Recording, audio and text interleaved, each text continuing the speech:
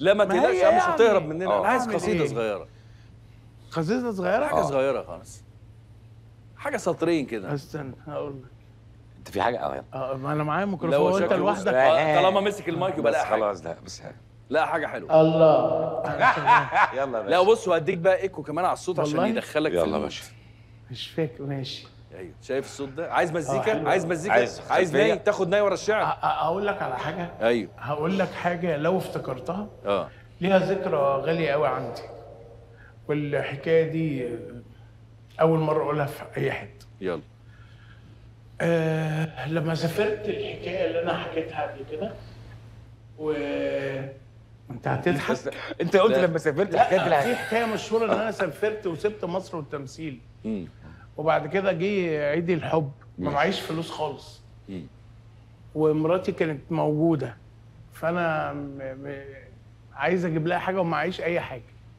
كان معايا سبت جبت بكل الفلوس اللي معايا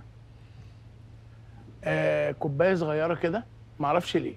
فانا بعد ما مج يعني؟ لا، كوبايه صغيره مش فاهمها. فبعدين مش عارف اعمل بيها ايه دي، فرحت كاتب كلمتين كده، انا افتكرتهم دلوقتي. امسك بقى المايك. امسك المايك. يلا. يا رب افتكرهم. يلا. كده. الشاعر الكبير احمد فتحي.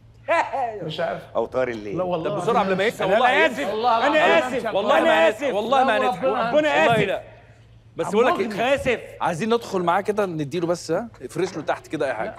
استنى بس، انت عارف هتخش امتى. اتفضل روح انت، هو هيخش معاك. الكلام خالص ما يمشي مع الكلام. مش هيمشي مع الكلام خالص يا حبيبتي. بص انا قلت لها ايه،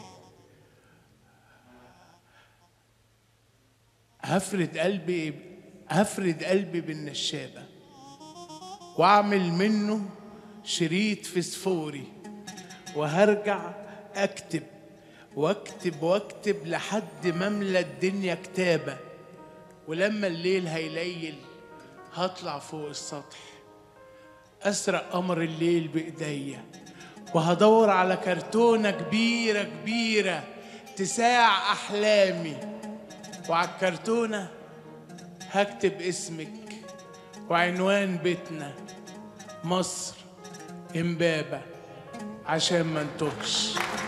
الله،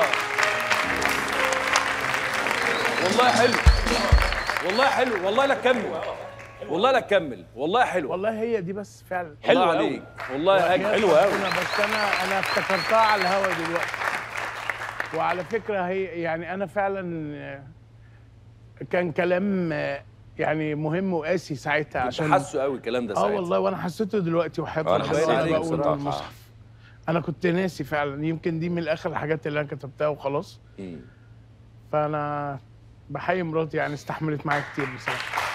ربنا يخليها لك يا رب.